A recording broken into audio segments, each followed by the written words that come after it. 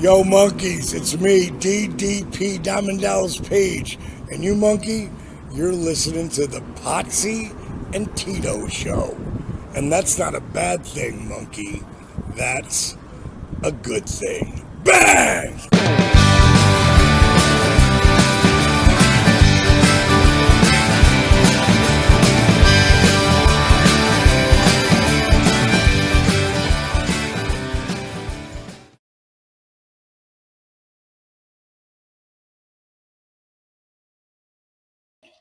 Ladies and gentlemen, boys and girls, children of all ages, the Pots and Pans Network brings to you its tag team champion of the world. That's right, the Road Dog is not here with us tonight, but the badass Rob Potsy Potchak is. And it is the Potsy and Tino show for December 23rd, 2024. I'm going to be honest with everybody right now. Our theme song is always brought to you by Adam's House Cats, called The Wrestling Song. It's available on iTunes for 99 cents. But I'm going to be losing my voice. I've been under the weather for the last 24 hours. So I want to make sure that everybody understands that. Chris Barrett, how are we doing? So I am drinking something, hopefully to keep my voice through the entire episode of the show. Tino will not be joining us tonight. His daughter is in town in Apex, North Carolina, so she is there hanging out with him, and he doesn't get a lot of time to spend with her, so he will not be here tonight. So I will be doing the entire show by myself. I have pulled up what I hope are the actual results pages for all of the different wrestling shows that we cover on a typical basis. But we always start the show off with a little segment called What's Up With You? And all I can basically say is yesterday was my birthday. And today, surprisingly, not to be forgotten, was a day that a buddy of mine, Chris Marusa, passed away last year. And the way that I want to explain it is this: I was out earlier today, basically the place that we always used to hang out at, and ordered a drink for him, set it on the bar alongside of me. And everybody that came up was wondering who was sitting there, and I got to explain that it was for him. Man, I'm really losing my voice. I apologize, folks. Let's try to figure that out. So, Chris was one of the few people that I knew that, like, I would just randomly talk about different TV shows with. He was obviously a comic book geek, like I was. Not necessarily a wrestling geek, but would talk about comic books, would talk about comic book movies. And then recently I was talking to Tino about a show called The Old Man, which came back for season 2, and Chris was the only other person that I actually knew that was watching that show when I was watching him. So today was the 1-year anniversary of his passing. Didn't think that it was right for us to just not talk about it or anything, so I wanted to sit there and make mention of it and everything else. Otherwise, yesterday, like I said, was my birthday. Saturday night, my family all decided to get together, and we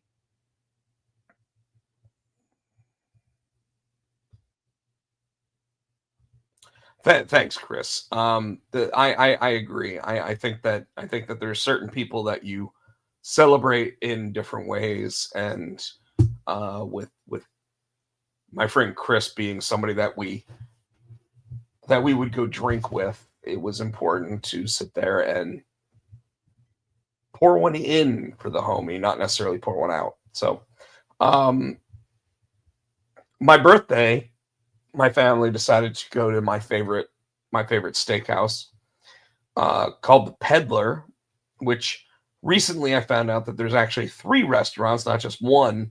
I'd only ever thought that it was a single restaurant in Raleigh, but there are two in South Carolina as well.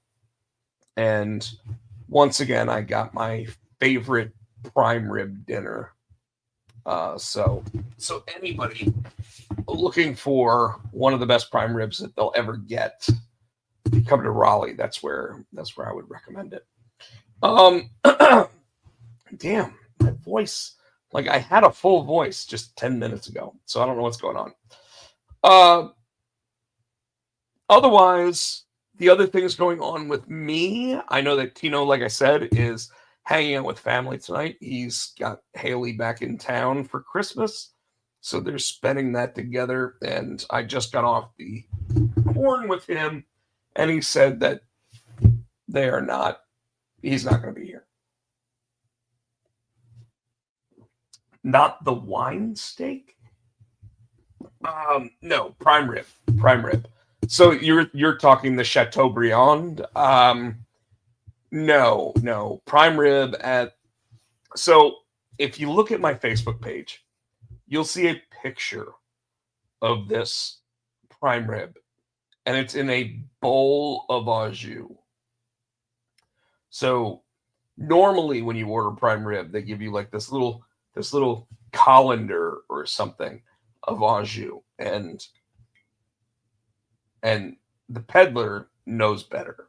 So they just put the steak in the juice and let you sit there, cut it up, and everything else. I would highly recommend making sure that you wear a napkin or something else, because if you're wearing a white shirt, you're going to splash it on yourself. But otherwise, it is absolutely the best way to actually get this meal. Yes, absolutely, Chris Barrett. It is family season. It's time for family. It's time to celebrate family. It's time to do all that.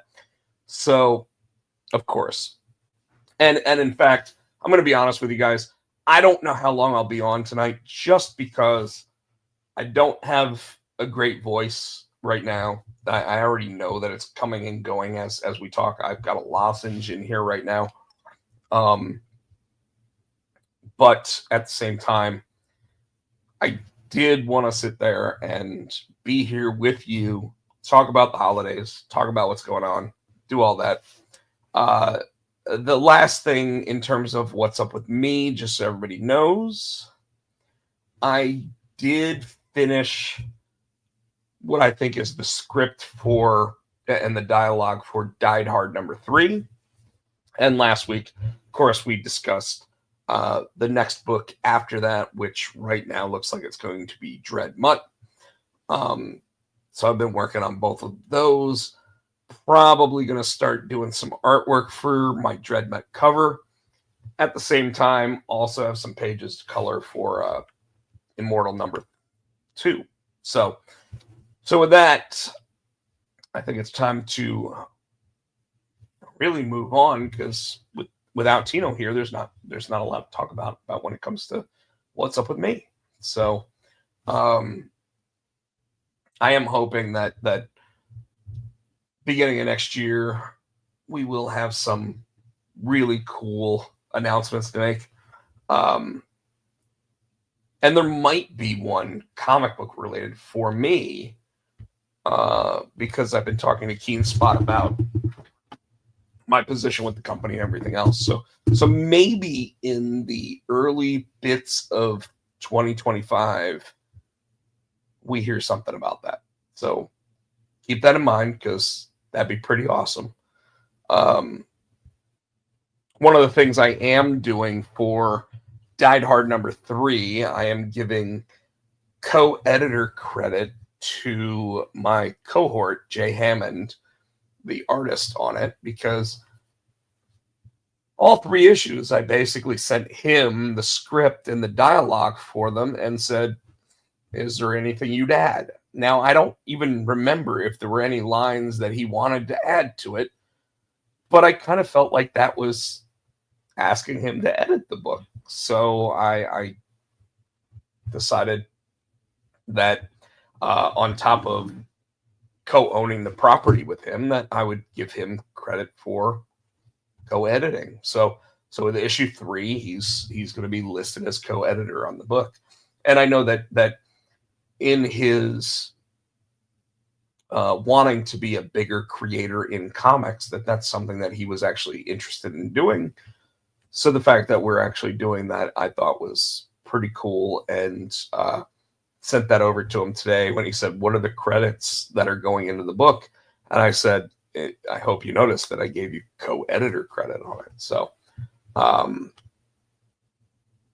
so yeah, I again, I went ahead and I finished dialoguing the 3rd issue. He looked it over, said the dialogue looked good.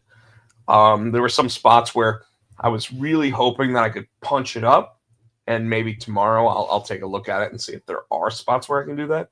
But otherwise, I really felt like the dialogue hits the beats, hits what's going on, and we're right where we need to be with it. So I was kind of happy with that. Hope everybody else is ready for the holidays, by the way. Uh, so Chris Barron, I see that you said the little ramekin of au jus. I want my roast beef prime rib bathed in. And so again, the Peddler Steakhouse, it literally comes in. It's a plate, but it is a bold plate where it has, I don't know, half an inch of au jus in the entire plate, and then you have a 14-ounce prime rib in there, and it is amazing. What shocked me though was that after I got about halfway done, I actually took the prime rib, flipped it over, and by the end, I was out of au jus.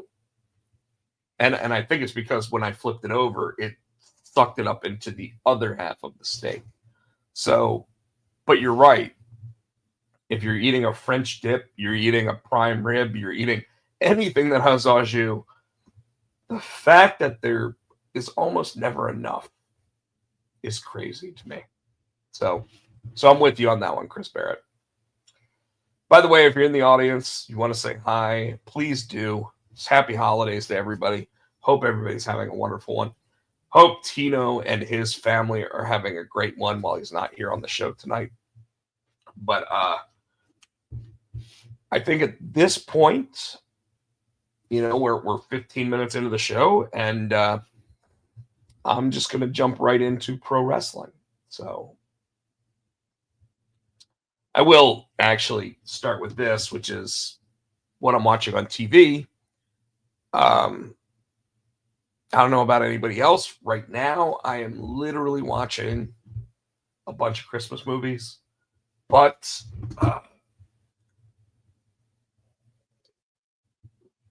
2 days ago, so there's been 2 episodes so far, Marvel has launched their What If Season 3. And 3-inch wide by 3-inch deep Tupperware. Yeah, you know what? That would be nice. But my steak wouldn't have fit in it because my steak was like a 6-inch wide cut by 2 inches deep. So, Marvel's What If started season 3 with an episode on Sunday of basically a brand new version of the Hulk being a super mega version of the Hulk, as well as a Voltron version of the Avengers. Thought that was pretty interesting. Definitely took its inspiration from both Voltron and Mighty Morphin Power Rangers. So I thought that was pretty interesting, pretty surprising to see. Second episode was feeling like a 60s version of a movie thing going on where Catherine Hahn's character of Agatha from WandaVision and Agatha All Along decided that she wanted to co-act in a movie with one of the Eternals, the one that was actually the actor in that. So that was kind of interesting. Basically meant that Marvel did not throw away the Eternals. So it was interesting to see what they did there, what they had going on. Surprising, but at the same time, kind of bringing the entire Marvel Universe thing back together and saying, even though the movies might not be doing this, and this, the cartoons and everything else might still be pulling it all together. So I was quite pleased with that. And then I literally just watched something on Netflix and I forget what it was, but it was holiday related.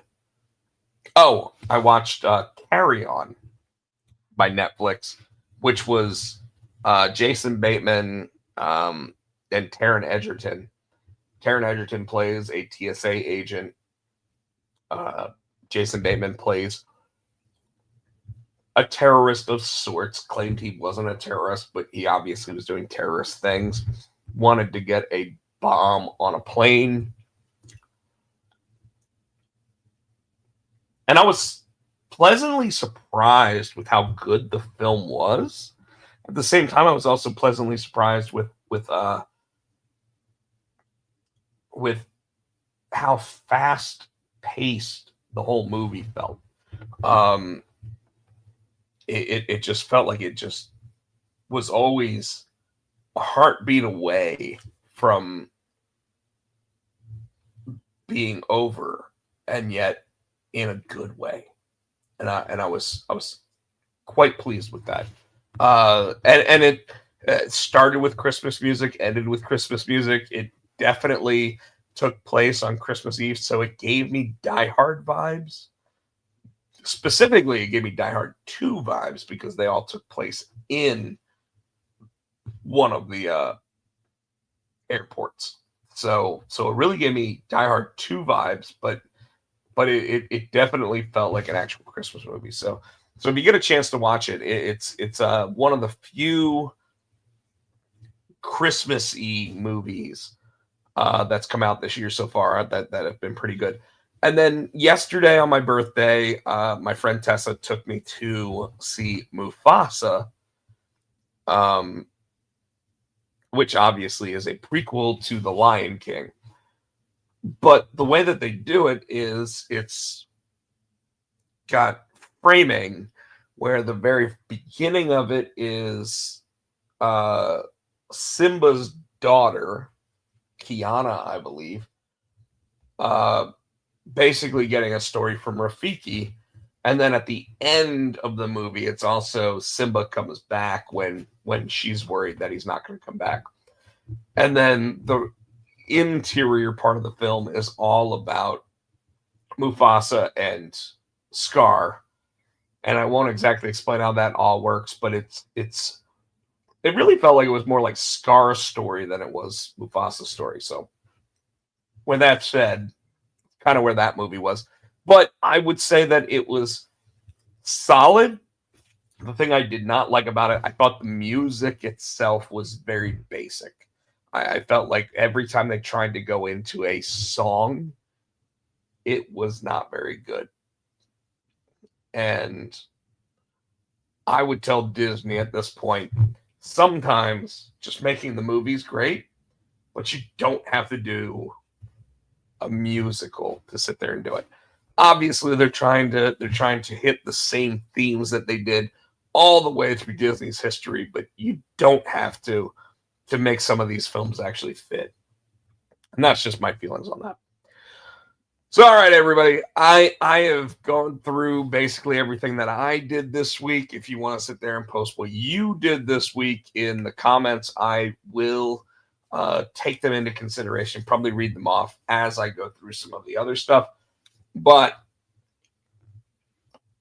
again, I'm losing my voice, so I'm going to jump right into pro wrestling this week. And I'm going to start with the December 16th, 2024 Monday Night Raw,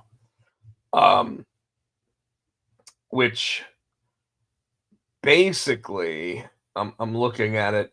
CM Punk came out, gave an entire speech, and then in the crowd, Seth Rollins showed up, and CM Punk and Seth Rollins fought in the crowd. I liked this moment. I thought that it was solid. I thought that it was something that really hadn't been done the way that they did it here, and at least in a while. And I felt like they really kind of showed how much these two guys are supposed to hate each other. Neither one looks like a heel. At the same time, both of them do not like each other at all. And I was pleasantly surprised by how well that segment went off. It made its way into the ring, and then it got split up by WWE officials. So, Braun Breaker went up against Ludwig Kaiser. I want to say that this was pretty obvious that Braun Breaker was going to win. However, it did feel like Ludwig Kaiser has been pushed recently. But to me, unfortunately, it just doesn't feel like he's the same level as a Braun Breaker. And it does look like a Braun Breaker is now a babyface based on what we saw. He won with this super spear. And hopefully, if Sheamus is healthy, we start seeing a Braun Breaker versus Sheamus thing going on. Chris Barrett says that Braun Breaker needs to go on a Goldberg level streak. I don't think anybody ever needs to go on a Goldberg level streak. I did like when Asuka went on one. And unfortunately, I feel like Gunther is basically on one, although he now has two pinfall losses this year, but he only has 2 pinfall losses this year. So, Rhea Ripley ended up challenging Liv Morgan. So there was that. Zoe Stark actually defeated Raquel Rodriguez and Kaden Carter in the Intercontinental Championship tournament. So that was almost a little bit of a surprise, but not necessarily. I think out of the 3 of them, Raquel Rodriguez already has a storyline going on, and Kaden Carter is more of a tag team wrestler. So the War Raiders, though, at the end of the night on Monday Night Raw, ended up winning the tag team championships. So we finally got the tag team championships off of Judgment Day, Finn Balor and Bobblehead McDonough. And I'm okay with it. It didn't necessarily feel like it was forced. And it kind of felt like the War Raiders got their comeuppance here. So I was pleasantly surprised and enjoyed, especially with the commentary from both Joe Tessitore and Wade Barrett. I felt like it really pushed how well these two guys had actually worked their way up to this moment. So, again, drop your feelings in the comments, but I really did feel that the War Raiders fully earned this moment, and now it's going to allow Finn Balor to have hopefully a singles run of some sort here.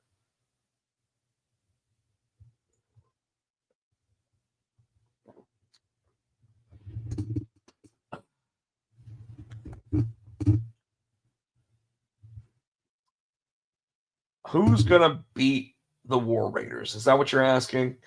We don't know, but we do know that right now the WWE is going through a transition where they're moving teams around, they're moving players around. So they could always move someone or something around to it. But I kind of like the idea, Chris Barrett, of a dominant, massive team with those tag team titles. And if the War Raiders are the baby faces, I could see them losing to the Authors of Pain on Raw. So I could see that being the case. And then, anytime they want to take the tag team titles off of somebody, they just put two baby faces together that really shouldn't work as a team. And yet somehow they do. They did it earlier this year with Cody and Jey Uso. So I see both of those being possibilities. But I really do think that someone like the Authors of Pain or the Wyatt Six, I see them being able to confuse the War Raiders enough to actually be able to walk out with the belts. So there's my feelings on that.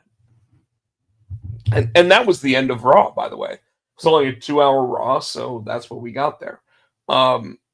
Recently, it was noted there was a commercial with John Cena, and he flat out said he will be at the January 6th Netflix launch. So we've got that.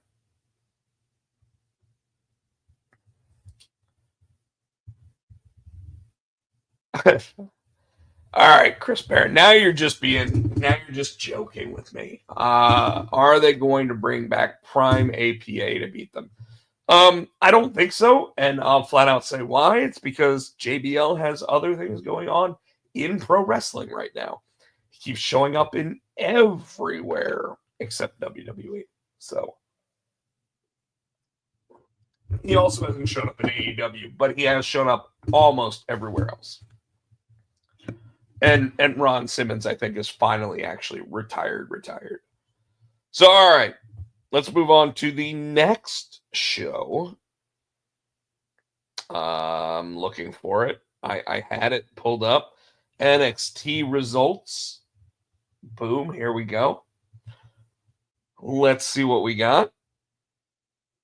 Number one contender, Obafemi, sent a message to Trick Williams and after defeating Axiom. Axiom had to pull double time on this episode, similar to how Nathan Frazier had to pull double time on the PLE. Thought that was a nice gimmick that they did, but unfortunately, I don't like the fact that it takes other people away from being on their programming. The other thing I didn't necessarily like about this match was how Obafemi sold so much to Axiom. Now, I liken this to the same thing that I have likened when Keith Lee was wrestling and suddenly would face smaller wrestlers.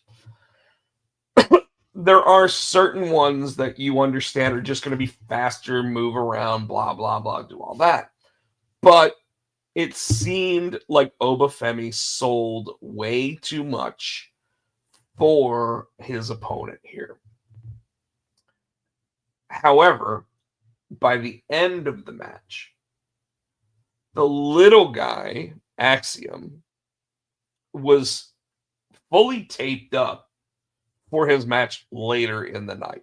And every time Nathan Frazier wanted to tag him in, made it difficult to do so. So I really liked that bit of storytelling versus what we got everywhere else. I thought that Oba gave too much to his opponent.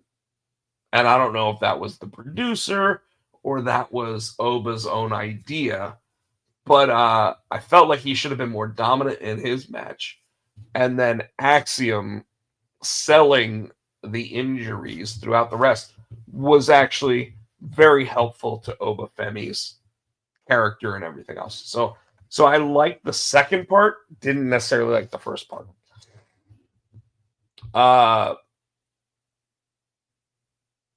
Lash Lennon and Jakara Jackson picked up a victory over Sol Ruka and Zarya. This one,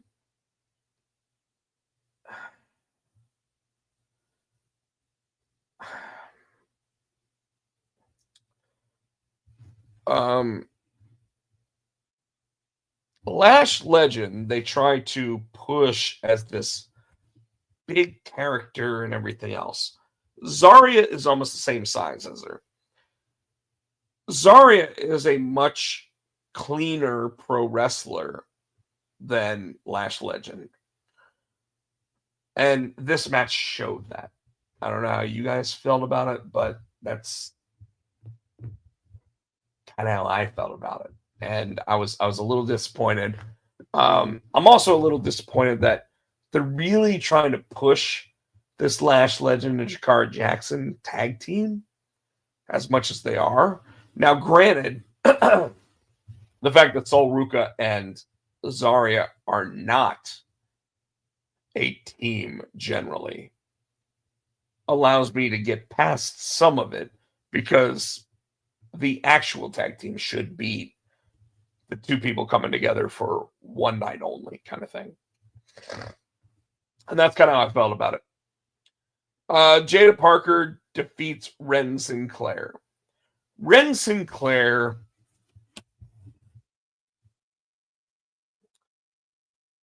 is a pretty solid hand that, to me, has kind of accepted that she's just going to be enhancement talent. And it's a little disappointing. She's better than that. But unfortunately, while she's better than that, she's not better than the other 75% of NXT talent. So she's stuck in a spot. Feels to me almost like it's like a Indy Sinclair spot. But Indy Sinclair was able to at least get into that Dexter Loomis story, which got her over, which got her above. And I unfortunately feel like that's exactly where Ren Sinclair is. She needs something, because people know that she's talented. People know that she can actually like go in the ring. But she doesn't have that gets her to that next spot. And I'd love to hear everyone else's opinion on this. I really feel like Ren Sinclair is like an NXT Brooklyn Brawler. Almost like when they had Blue Pants working in NXT. I feel like Ren Sinclair is a solid worker, but just doesn't have it to get her to the next spot. And Blue Pants was the same way. Leva Bates, she ended up going to AEW. She was there for a little while, and then she disappeared off of there too. And I haven't heard anywhere that she is since then. So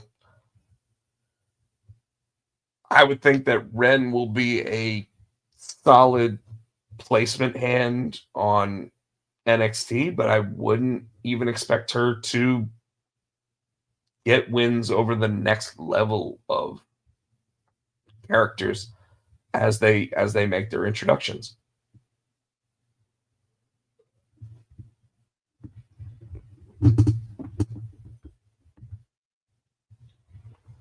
doesn't surprise me that you tell me that Blue Pants now streams on Twitch. Probably makes a decent living doing so, by the way. And then she'd benefit from a second ending. So, Chris Barrett, it's interesting that you talk about this because they do have that Level Up show. And I do think that she'd be really good on that. But WWE looks like they're focusing more on another show that's going to be launching, I think, in the fall called LFG, which is Legends and Future Greats. And I know that they've already got like Booker T and Bully Ray and some other people attached to that show. So yeah, there's that. But Blue Pants probably makes more from maybe her first contract from AEW. I don't know. Because she was the librarian on that, but regardless. Going back into NXT, surprisingly, once again, the NXT Tag Champs, Nathan Frazier and Axiom, defeat Gallus. This was definitely Nathan Frazier having to hold up the team. And again, we're getting closer and closer. We're getting closer and closer to the team of Naxium, or whatever they're calling it, falling apart. It's gonna happen, and they're leading to it. But when it happens, who knows? So there's that. And then, so my favorite part of the show, they were in Boston, well, Lowell, Massachusetts, which was the same place that Shawn Michaels gave his losing his smile speech way back in the day. They even showed a video package of that. And then Ethan Page came out. And Ethan Page had been doing the sad Corbin gimmick for a while. But the crowd wasn't really buying it. And tell me if I'm wrong here, folks. But the crowd wasn't buying it. So they had him come out, talk about his wife, talk about like how fast he won the NXT title and how fast he lost the NXT title.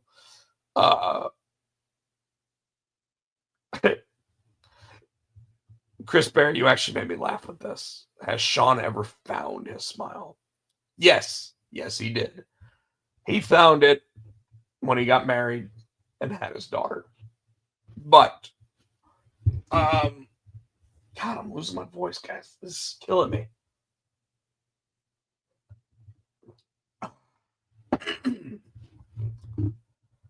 But Ethan Page came out, gave this speech. Javon came out. Javon Evans. And he basically said that he believed in Ethan Page. Said that he saw a change in him and everything else. Now, by the way, folks, this was like 3 weeks after Ethan Page was relevant, right? And Javon coming out and saying this, you saw something in Ethan's eyes, but then Ethan immediately went back to his devilish ways and said, you're right. I shouldn't be worried about losing my smile. I should be more worried about taking yours. And then he kicked him in the nuts, took him out, and now suddenly Ethan Page is back to being the evil Ethan Page that we've seen all along. And the final match of the night was Trick Williams versus Eddie Thorpe. And I really want to hear what you folks have to say about this match, because I felt the match itself was pretty good. I felt like the lead up to the match where Eddie Thorpe had to talk to Ava, and he sat there and said, I took a shortcut, and that's the way that people like Shawn Michaels made their careers, by taking shortcuts, I thought was awesome. I think that Eddie Thorpe, even if he's not that talented, and I don't know how good he is because I really haven't seen him in the ring doing the things that you need to do all that often, I thought that this was career building heel work. And after the match, so the match ends, by the way, with a double pin, which, by the way, was not actually a double pin. I'm going to point that out, and I'm going to explain why. So a double pin, when you have a double pin, requires one hand to be on top of the other person. So if there is a double pin, one guy has their hand on over top of the one guy, one hand is over the top of the other guy. This was not a double pin because Trick Williams was draped over his opponent. And yes, his shoulders were down, but there was nothing from the other guy being on top of him.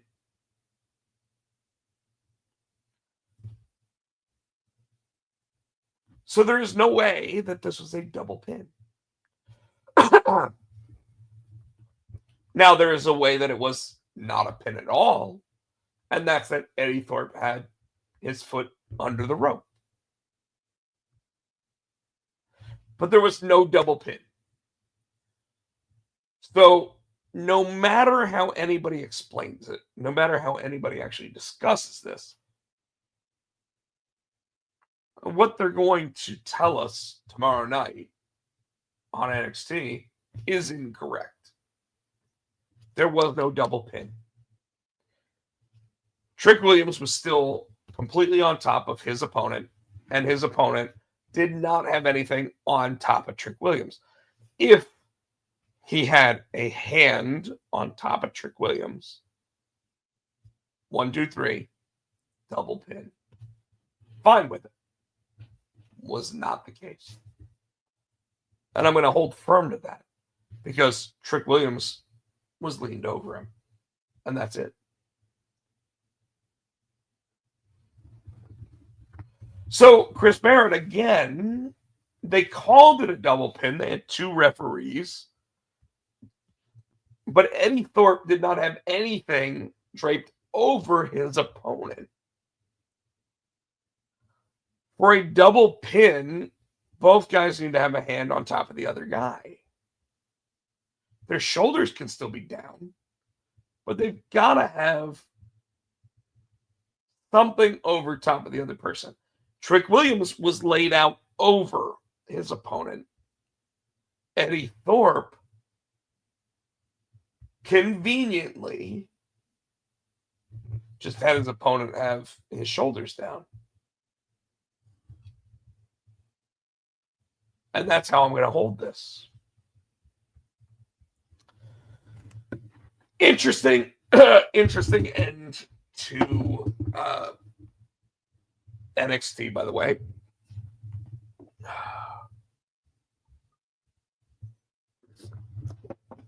Especially since they want you to watch on Christmas Eve.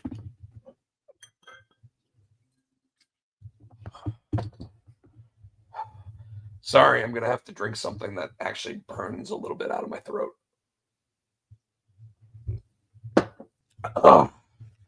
Hopefully that helps. Oh, I sound a little bit better.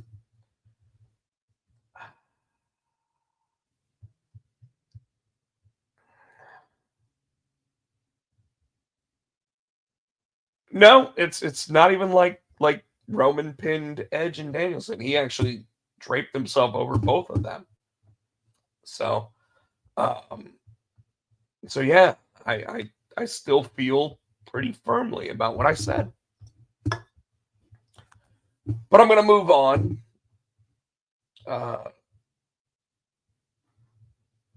What do we want to talk about next? If we keep it in order, we can go to AEW.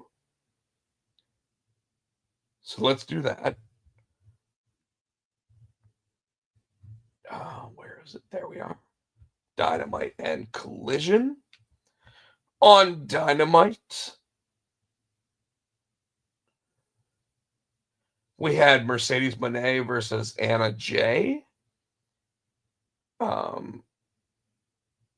Mercedes ended up winning the match.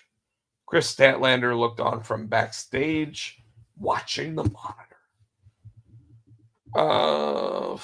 Footage from earlier in the day showed FTR back home. They're from Asheville, North Carolina, so don't be surprised to see them actually show up this week.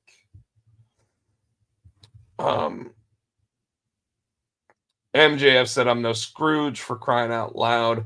The most wonderful time it's the most wonderful time of the year. I'd like to talk about a fundraiser I started. Picture this: there's a small child across from you who is starving. Picture that small child is Adam Cole." Pretty awesome.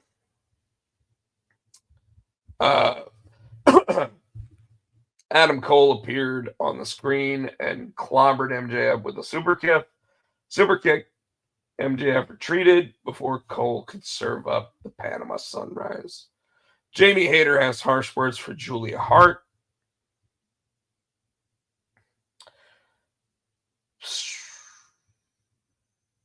Christian Cage and Nick Wayne versus Hook and Shibata. Nick went for the Wayne's World, but Shibata countered with a sleeper. Mother Wayne distracted the ref while Christian nailed Shibata with the kill switch. Nick Wayne covered Shibata and stole the pin. So, I mean, classic heel work, classic heel move, classic heel win. I'm down. I'm really okay with almost everything that Christian Cage's team does right now, especially since Hook should be completely incapacitated after a couple weeks ago.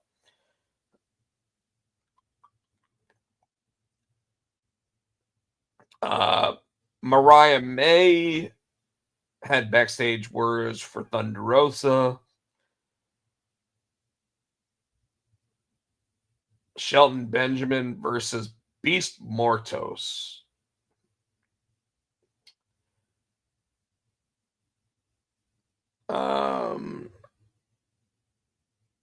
Shelton planted the Beast with the hurt fall and pinned Mortos. So Mortos has lost 4 straight matches here. Like, why do any of the Spanish-speaking luchadors that don't have contracts anywhere else go to AEW at this point? They sign with AEW, they get a couple wins, and then suddenly they just get the shit beat out of them in these tournaments. I mean, he literally has one more match, and he's probably not going to win that match.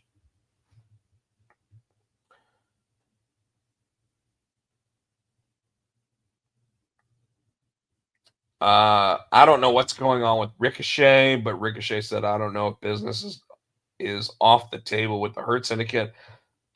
I'm not going to worry about that. What I'm going to worry about is the Continental Classic, because I've already got 6 points. This Saturday, I step into the ring with Will Ospreay. I came here to shut the world up, and I can beat Will Ospreay. That is why I'm going to have my eyes on the next match. He has not been good on the mic since going to AEW.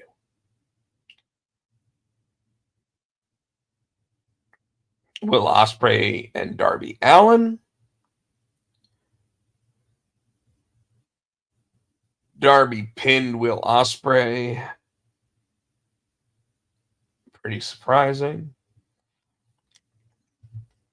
But they have kind of been pushing Darby Allin to go against like Jon Moxley recently. So there is that. But trios match. Moxley, the Master Pack, and Wheeler Yuta versus Orange Cassidy, Jay White, and Adam Page.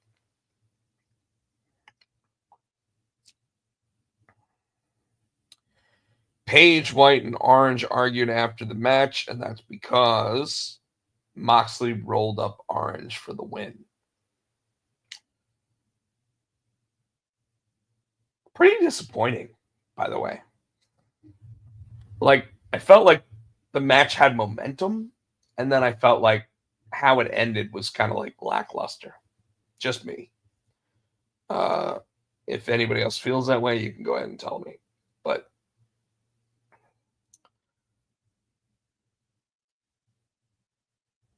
now, Christmas Collision.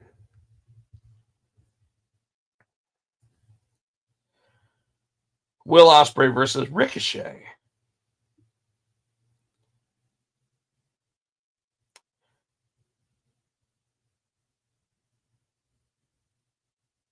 Ricochet rocked Ospreay with the spirit gun and stole the pin. So Ospreay has been on a bit of a losing streak. It happened so quickly, but I think that was intentional, was what Shivani said. Adam Cole and MJF had a face-to-face. MJF had a really good line about Britt Baker in there.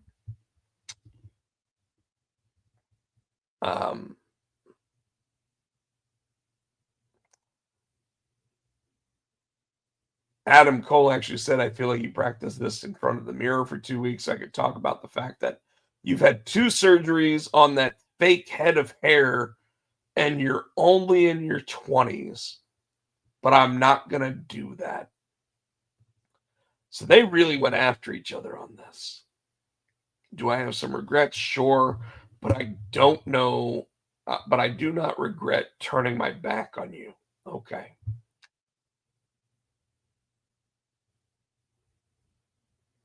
Chris Statlander went up against Penelope Ford. Ford missed a moonsault, so Chris punished her with a German suplex and got the win.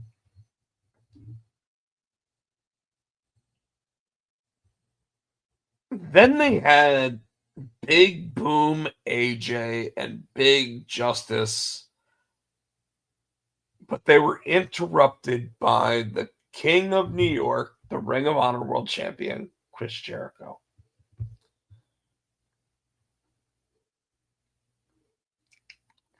Jericho asked to be at a permit to be there. Thought that was funny. Anthony Bowens came out, cut a promo.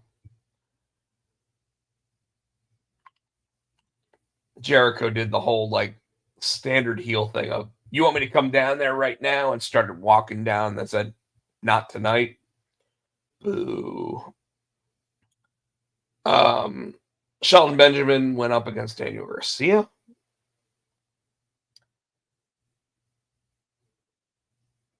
And Garcia, who was playing possum, rolled up Benjamin and pinned him. That was interesting. Mark Briscoe versus the Beast Mortos. Briscoe dodged a discus lariat. Briscoe connected with but Mortos kicked out after 2. Briscoe landed another foggy bow and then planted Mortos with the J Driller for the 1, 2, 3. So Mortos finishes his Continental Classic with 0 wins. Why did he even want to be in the tournament? At least last year, they kind of took everybody that was losing and started giving them wins at the end. But Mortos got 0 wins during this.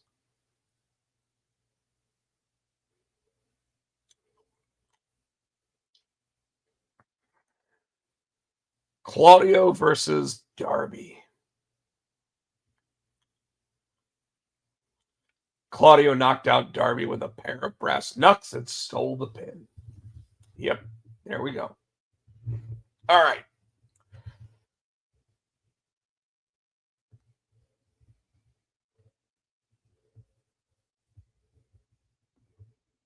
I really don't know what to say about AEW programming. Tino would be telling me how good some of these matches were. And you guys can tell me how good some of these matches were. I just don't know. I didn't watch them. I'm disappointed by what I just read there. I think that Beast Mortos, for as good as he is, has been wasted in AEW. So I'm just going to stick by that.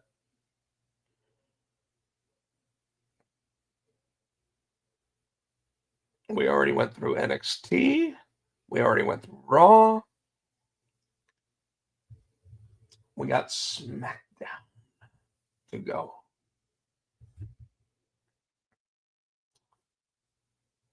SmackDown results. Here we go.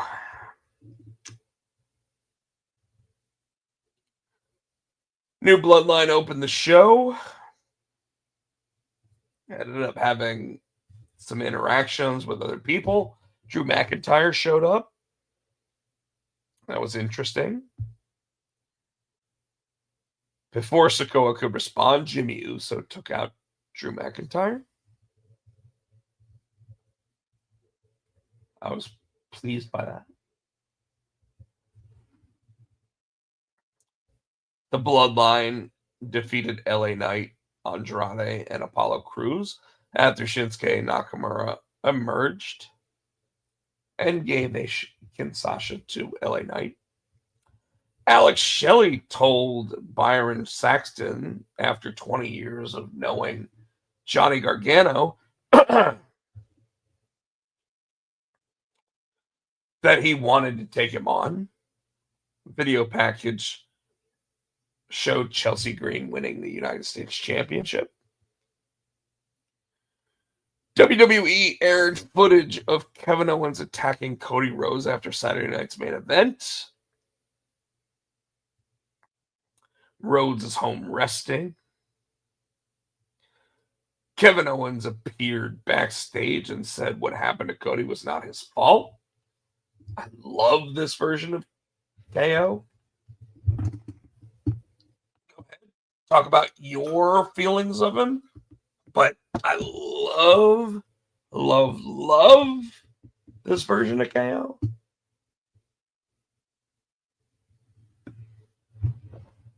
Oh, yeah, burn that shit. Woo! Carmelo Hayes wanted another match with Braun Strowman. Blamed his match and loss to not being ready. Strowman, a big dumb Santa Claus bitch, because he was just a Santa. Hayes defeated Strowman by baiting him into a fight outside the ring. Strowman threw Hayes back into the ring, got counted out. Hayes wins by a count out. I was okay with that. I don't know how everybody else feels, but I was okay with it. Candice LeRae told Tiffany Stratton that they didn't need her at ringside for the next match they were going to be in. Braun Strowman ran into Legado del Fantasma and Pretty Deadly backstage.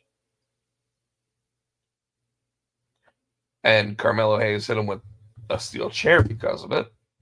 Johnny Gargano beat Alex Shelley after he rolled through a top rope crossbody and grabbed Shelley's tights for extra leverage.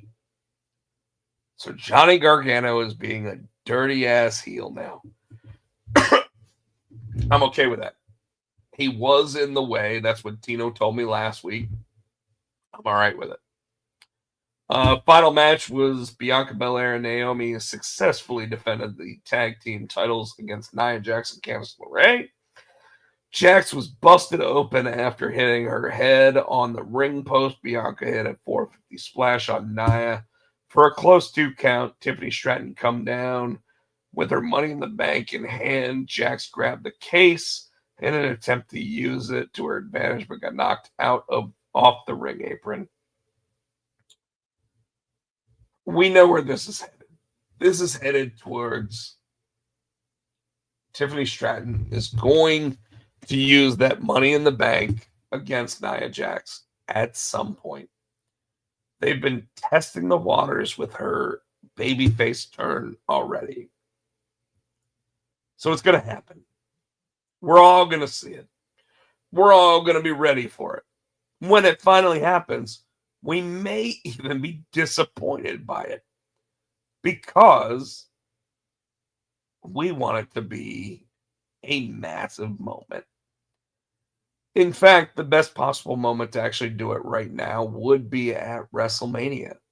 And I just don't see them pulling the trigger on another major Money in the Bank moment at WrestleMania, especially for something that is so obviously going to happen.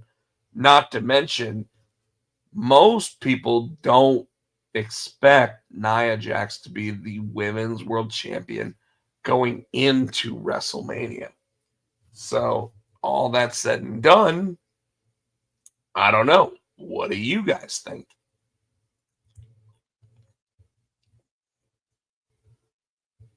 I have one more set of results I want to talk about, and that is Ring of Honor Final Battle, where the main event, by the way, there were 2.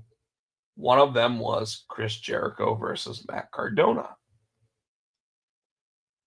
So the grizzled young veterans, James Drake and Zach Gibson, went against Alex Reynolds and John Silver with Evil Uno.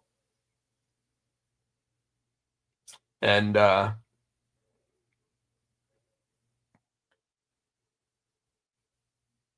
the Dark Order used a flurry of offense on Drake, but Gibson broke it up in the nick of time. The grizzled young veterans retaliated with the high and low and pinned Reynolds. That was next followed by Harley Cameron, who has been an amazing character on AEW television, versus Stardom's Hanako. Harley whipped Hanako around with flying head scissors. Hanako rocked Harley with a backbreaker and then planted her after a torture rack and then picked up the win. So Harley Cameron really has not done well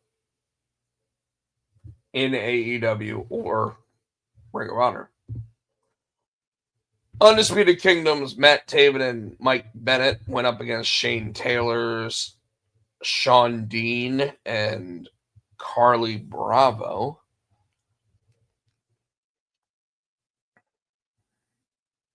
The Infantry rocked Bennett and Boot Camp with the Boot Camp, but he kicked out. The Undisputed Kingdom retaliated with the Rockstar Supernova and scored the victory. I mean, how could you not win with the Rockstar Supernova? Lee Johnson, EJ Naduka versus Gates of Agony. Gates of Agony double teamed EJ Johnson, came in and tried to clean house to help his partner. Gates of Agony punished Johnson with the Open the Gates again, and this time Khan pinned Johnson.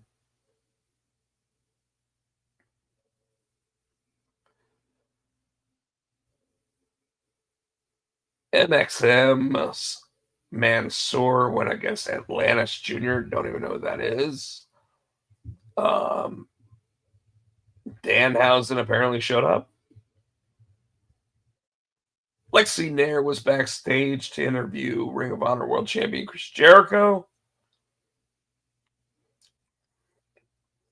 The wrestler Shibata versus Dynamite Kid. Billington displayed poise, rocking Shibata with a shotgun dropkick. Billington was staying with a game plan. Dynamite Kid drilled Shibata with a springboard DDT. Billington landed a diving headbutt. Shibata grabbed a sleeper submission out of nowhere and forced Billington to tap out.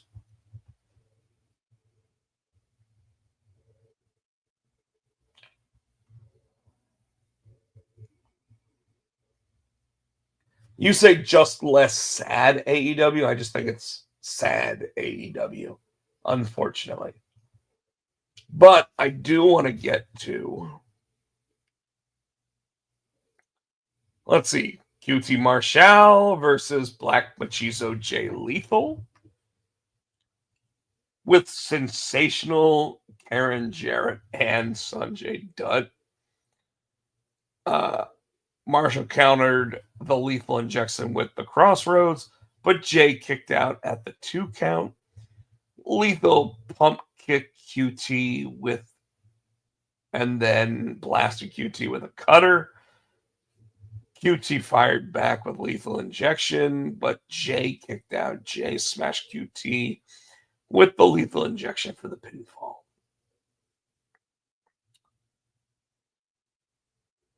The women's ROH championship, Red Velvet went in as the champion versus legit Layla Hirsch.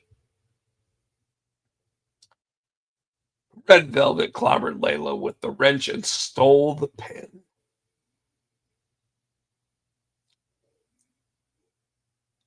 Surprisingly, Lee Moriarty for the ROH Pure Championship had an open challenge, and his opponent was none other than Ring of Honor legend Nigel McGuinness.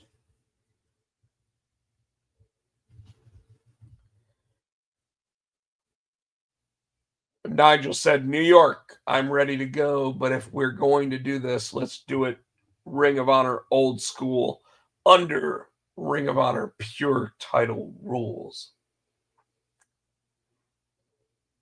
Shane Taylor came back and said, dog old is right. This is Tiger style versus tired style. I let Lee beat your ass tonight. This is going to try to arrest my guy for elder abuse. The match itself, Moriarty put Nigel in the Border City stretch, but Nigel rolled through, cradled Moriarty for a 2 count. Moriarty applied the Border City stretch. Nigel was out of rope breaks, which gave him no choice but to tap out. So, before I get into the rest of Final Battle,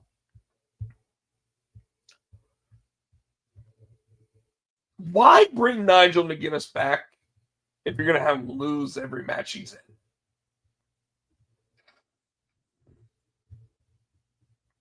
Here you have one of the best pure wrestlers of the last 25 years. And you literally bring him back to lose the Battle Royal that he was in, to lose against Bryan Danielson, which, by the way, they did like 2 weeks after the whole thing. So, like, It didn't even have the right build-up based on their 20-year history. And then now he loses his next match. What the fuck? Like, Chris Barrett, I see your comment. I'm posting it here right now. Nigel McGuinness is one of the best pure wrestlers in the world and has proven he has no ring rust 20 years later. And yet you fuck me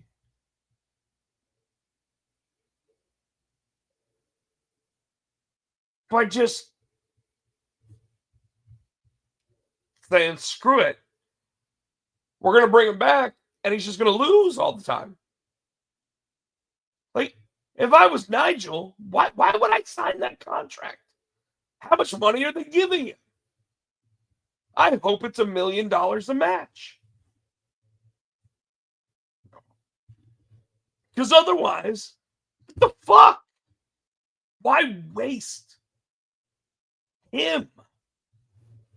Especially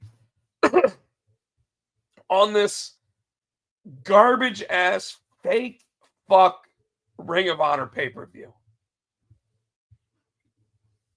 And yeah, I said it and I mean it.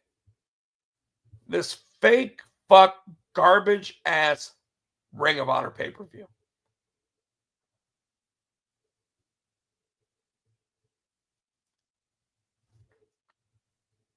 Nigel McGuinness is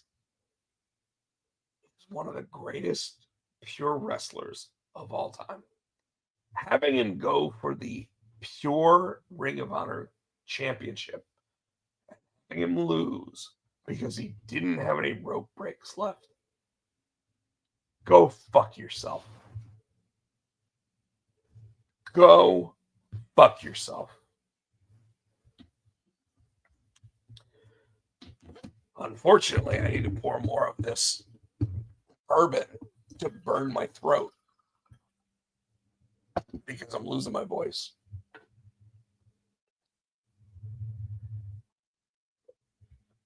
All right. I'm going to try to finish this up, folks.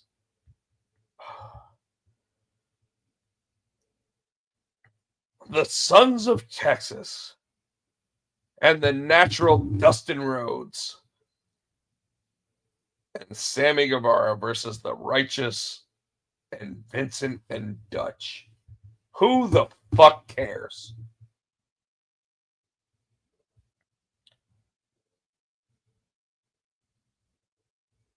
A double bull rope match. I'm going to be honest with you. I don't even necessarily want to read the end of it. Dustin drilled Dutch with a destroyer while Sammy hit the GTH on Vincent outside the ring.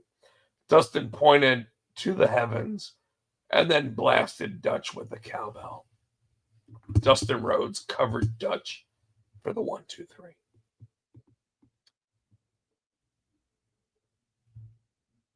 It doesn't even sound that appealing. Ring of Honor World Tag Team or World TV Championship. Survival of the Fittest. AR Fox versus Commander versus Blake Christian versus Willie Mack versus Mark Davis versus Brian Cage, who was the champion.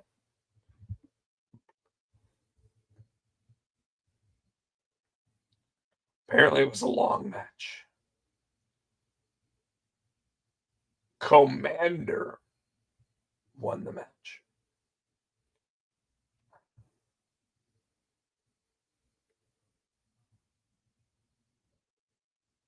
And then we got Chris Jericho versus Matt Cardona, who, by the way, our own Tino stated that Matt Cardona was going to win this match.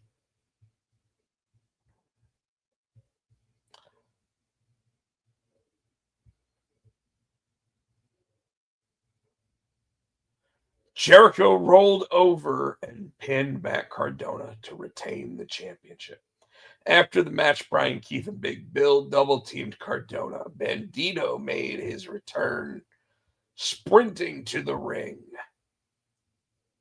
Bandito cleared the ring.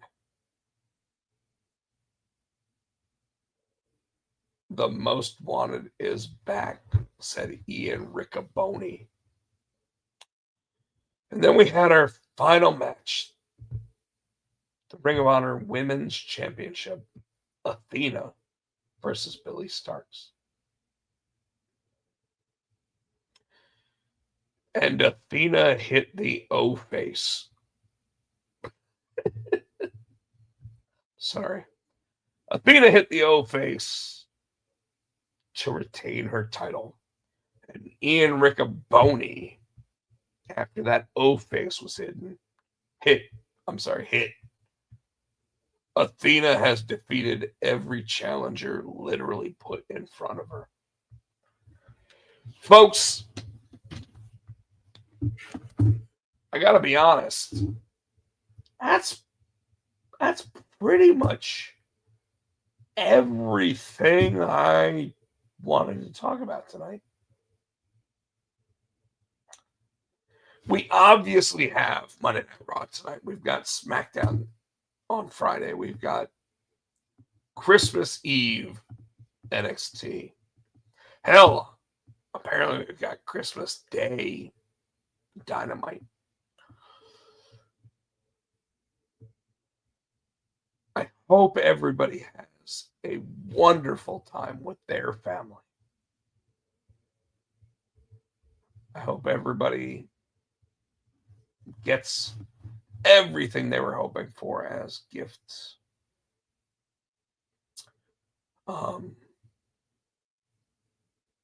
Again, sorry Tino couldn't be here tonight. We've been on for an hour and 15 minutes. I'm losing my voice. You guys hear that, obviously. Chris Barrett and I both agree at this point I'm tired of AEW.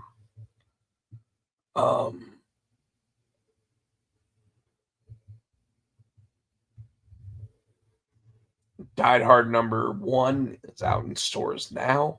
Go out, get it. I just finished scripting number 3, getting ready to send it over to Micah Myers so that he can letter it as only a Ringo nominated letterer can do. And you guys will start hearing more stuff about new comics from me shortly. But once again, want to thank everybody who hopped in the audience, wanted to talk to me for a little while. Happy holidays to everybody. Thank you to everyone that actually wished me a happy birthday over this past weekend. And I love you guys. Tino loves you too. We'll be back next week, and we'll plan out a brand new show. So, give a thumbs up, give a like, do all that stuff. Rob Potsy Pochak or Rob Pochak on just about all the social medias. Tino's are all over the place. He'll have to get you back next week to tell you like what's going on with all those. And Chris Barrett, seriously, love you guys. Like, our show has a very consistent watcher base, and only on weeks like this do we sit there and wonder whether or not we're going to get people. But we've had people all night long. So thank you. Much appreciated. Happy holidays. Merry Christmas. And we will see you before the new year. Love you guys. And I'm going to send us out with one of our outro videos. So Thanks again, and we'll see you next time. When I figure out which outro video I'm doing. Here we go.